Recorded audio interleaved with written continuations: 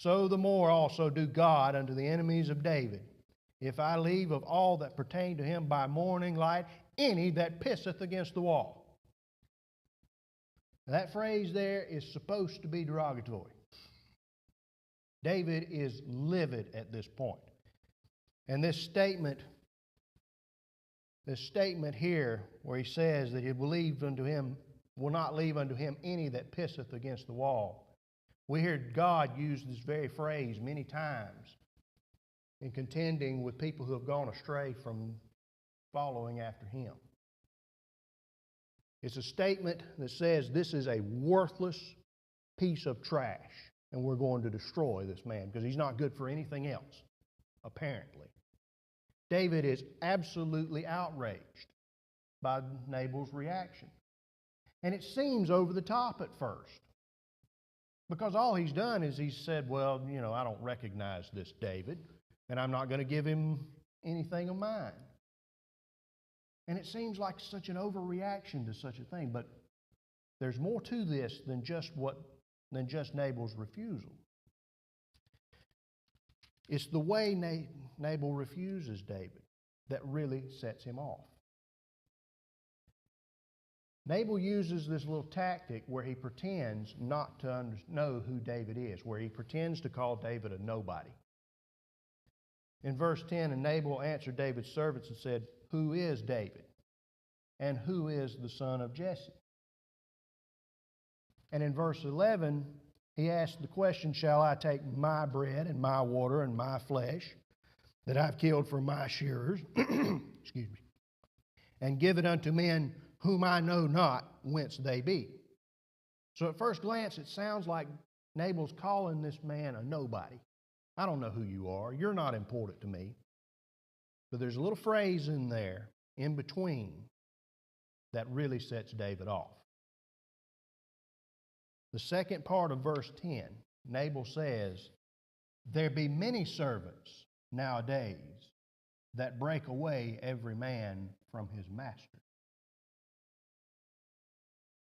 A lot of times we don't notice that little phrase there. But this is what sets David off. There be many servants nowadays that break away every man from his master. Nabal knows perfectly well who David is. And he's calling him a traitor in this passage. Now David is running for his life from Saul. He's done absolutely nothing to warrant Saul's anger. But Saul is pursuing after his life. He's tried multiple times to kill him. He's sent armies after him. He's chased him all over Israel. Israel is a country divided now. Officially, it's one kingdom under Saul. But we know that hundreds of people are now flocking to David. The country is on the brink of civil war as a result of this, and it's all because of Saul's jealousy of David. God has removed the kingdom from Saul, and he's going to give it to David. Saul knows this, and he's out to destroy David by whatever means possible. He's even slaughtered the priests in his effort to chase down David, because he found out that the priests had helped David. They'd given him bread. They'd given him the sword. And Saul comes and he orders his men to kill all of the priests. His men refused. They feared the priests. They feared the Lord. They didn't want to do it. So he commands the Edomite to kill all the priests, and he slaughters them all. And then he kills everybody in the city, all the possible witnesses to this. Destroys the whole city as a result, and continues to pursue David. Only a handful of people survive and come to tell David. And yet in the midst of this pursuit, David has gone out of his way not to go after Saul, not to attempt any kind of retribution against Saul, not to raise his hand up against Saul in any possible way. Why? Because Saul, whatever problems he has, in spite of his wickedness, in spite of everything else, Saul is the Lord's anointed. David sees this, he understands it, he respects it. he's not going to raise his hand up against Saul at all. And he's going out of his way not to go up against Saul, not to do anything to warrant any of this that has happened. And he hasn't done anything to warrant any of Saul's anger. He is running for his life through no fault of his own at all.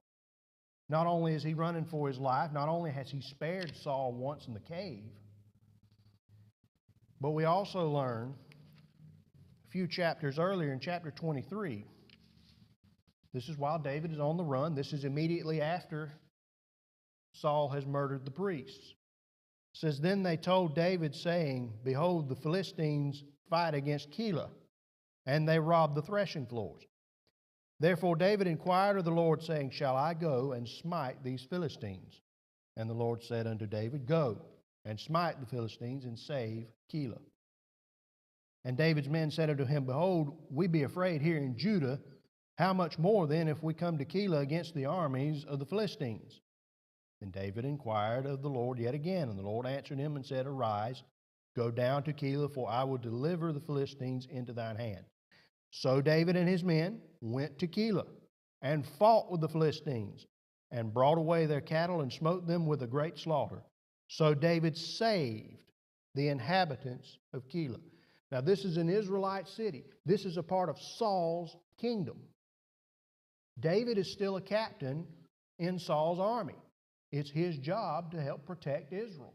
And here he's doing exactly that. He seeks the Lord's guidance first, but then he goes and he saves the people of this city. He's protecting Saul's kingdom for him while Saul's pursuing after him to try to kill him.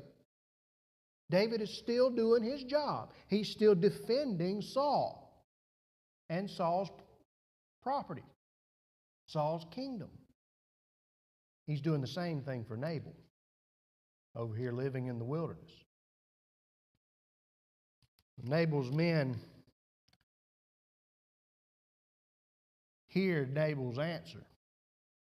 In verse 14 of chapter 25, it says, "But one of the young men told Abigail, Nabal's wife, saying, Behold, David sent messengers out of the wilderness to salute our master, and he railed on them.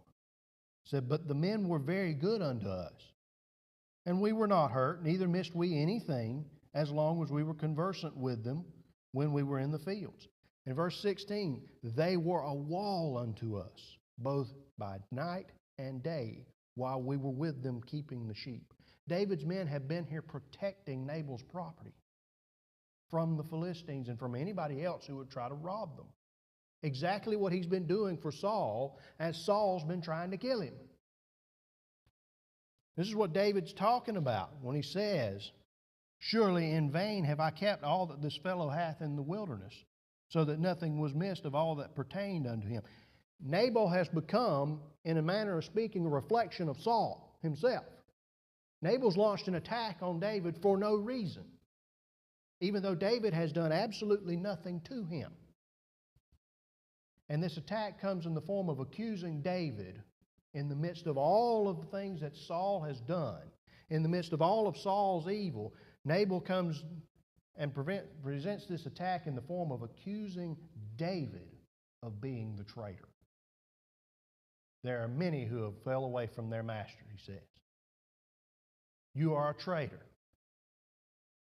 He's calling him unfaithful, disloyal.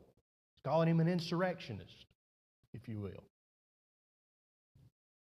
And this hits David on a nerve, and it strikes it hard, because he's been going out of his way not to be the traitor. He's going out of his way to follow where the Lord will lead and doing his best to walk the line between trying not to get killed by Saul and trying not to go after Saul. And in the midst of all of it, it counts for nothing in the eyes of Nabal. Nabal accuses him of being a traitor to the kingdom, accuses him essentially of being a thief and a murderer, all bound up in this one little phrase. There are many who have gone away against their master. And this is why David's anger jumps so violently, so quickly. Nabal has struck a nerve and struck it hard. And David is livid. And David's had enough. After all of this time being in the wilderness, all of the pressures of leading these people in the midst of trying to run for his life, it's all coming out now against Nabal. And he tells his men to gird them on their swords. And he swears this vow. So and more also do God unto the enemies of David, if I leave of all that pertain to him by morning light any that pisseth against the wall. We're going down there, we're going to whoop his behind, we're going to destroy his worthless hide, and everything that he's got. I've had enough of this. It's time for it to stop. Now Abigail hears all of this, and she understands exactly what's going on. So we read that she makes haste and gets together all the provisions that David needs, and she brings it to them. It says, when Abigail saw David, she hasted and lighted off the ass. She's coming with all this stuff to bring it to him, and fell before David on her face and bowed herself to the ground, and fell at his feet and said, upon me, my Lord, upon me let this iniquity be. And let thine handmaid, I pray thee, speak in thine audience, and hear the words of thine handmaid. Let not, my Lord, I pray thee, regard this man of Belial, even Nabal. For as his name is, so is he. Nabal is his name, and folly is with him. That's kind of funny there. The man's named a fool. Our Bible study suggested the possibility that this wasn't actually his name, that it may have been a nickname. We don't know that for certain, but what a crazy thing. Can you imagine a parent naming their own child fool? But now you can see, I can see, your kids doing something kind of say, hey, fool, come here. You can see that. But nonetheless, this has become his name, whether it was given to him at birth or not. This has become his name because that's precisely what he is. This is a man who doesn't think about anything but himself, and he is a fool. Folly is with him, she says. It says, but I, thine handmaid, saw not the young man of my Lord, whom thou didst send. Now therefore, my Lord, as the Lord liveth, and as thy soul liveth, seeing the Lord hath withholden thee from coming to shed blood, and from avenging thyself with thine own hand, now let thine enemies and they that seek evil to my Lord be as Nabal. And now this blessing which thine handmaid hath brought unto my Lord, let it even be given unto the young men that follow my Lord. And she's giving him all the things that he needs. Says, and I pray thee, forgive the trespass of thine handmaid, for the Lord will certainly make my Lord a sure house. All this is just passing. She's reminding him here. She is the messenger of God in this moment. And she's reminding him this is a passing thing. The Lord will certainly make my Lord a sure house, because my Lord fighteth the battles of the Lord, and evil hath not been found in thee all thy days. She chooses her words very carefully here. She knows exactly why David's upset, and she comes to him directly on this. She says, evil hath not been found in thee all thy days, yet a man is risen to pursue thee and to seek thy soul. And David hearkens to her after this, because she's made it plain she understands exactly what's going on here. You haven't done anything to warrant any of this. You're the innocent party here. But this is going to pass, and you're going to be made king. And she offers him this, and he accepts it at her hand. Now, when she comes home, after doing all this, in verse 36, and Abigail came to Nabal, and behold, he held a feast in his house, like the feast of a king. And Nabal's heart was merry within him, for he was very drunken. Wherefore she told him nothing, less or more, until the morning light. Not going to bring this to a drunken fool. No point in it. Here we see that in the midst of this, while David and his men are on their way to destroy everything he's got, he's feasting like a king. He's reveling in his wealth and his brilliance, he thinks. And he's having himself a good old time. And in the midst of this, Abigail's son realized, we're not going to tell him about this just yet.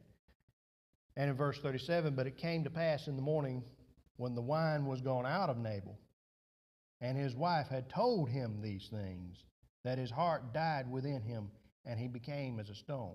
And we read on that within 10 days God smites Nabal and kills him. But there's something a little more to this. When it says that his heart died within him and he became as a stone. God's justice has been rendered on Nabal at this point, even before he's died. God's justice upon Nabal was rendered when Abigail brought the supplies to David. And Nabal knows it at this point. Why?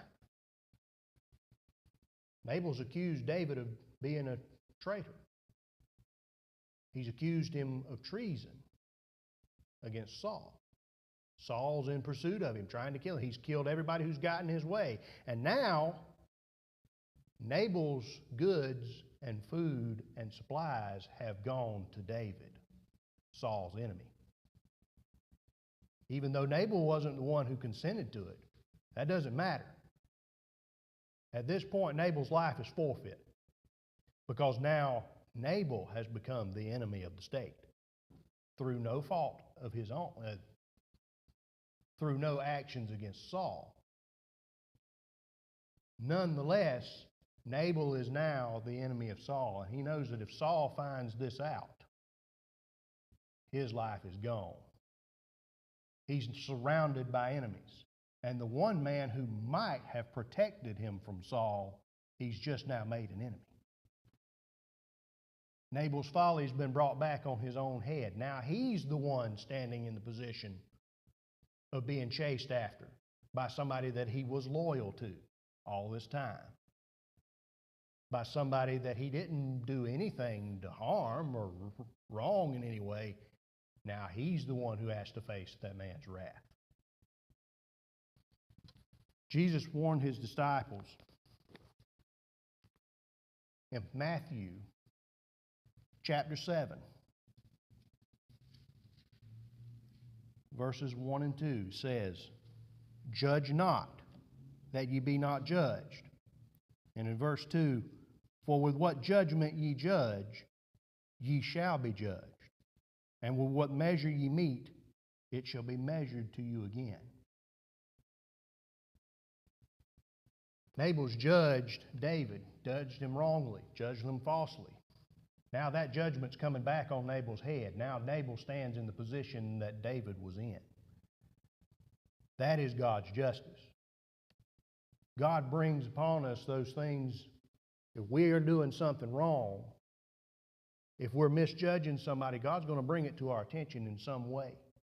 He's going to bring it to us on that very thing. For God's children, this is done as a measure of correction. Those he loveth, he also chastiseth. God brings our sins to us in his own way to correct us as we walk through this world and to prepare us for the future. Just as David is tempted here in various ways, he is taught various lessons. For the ungodly, this judgment comes about to destruction. And that is the circumstance here with Nabal. But God is the ultimate arbiter of justice. God knows true justice, and he renders it, with or without our assistance. David had no need to rise up against Nabal, because God had already sent Abigail to send him the supplies he needed, and at the same time to turn justice and render Nabal's wickedness back upon his head. God's justice is supreme. It is absolute. It is always correct. It may take time sometimes. Sometimes it's immediate. But it's always as it should be. And may we always be mindful of God's justice and God working in our lives. And may we always be mindful of ourselves, that we judge not, that we should not be judged. That as we exercise our judgment in our lives, that we take care to live by those judgments that we pass as best we possibly can. And may God add His blessings, is my prayer.